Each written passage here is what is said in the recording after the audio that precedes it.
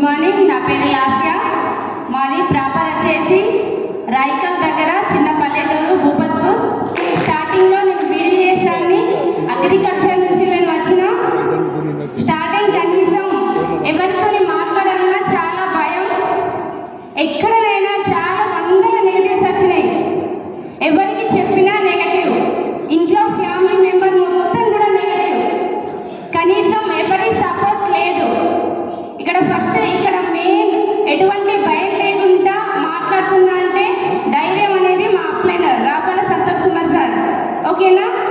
నేను 2 నుంచి 5 సంవత్సరాలు ఏది ఏమైనా ఖచ్చితంగా ఎన్ని నెగటివ్స్ వచ్చినా నిలబడతాను నేను అనేది మాటిచ్చిన.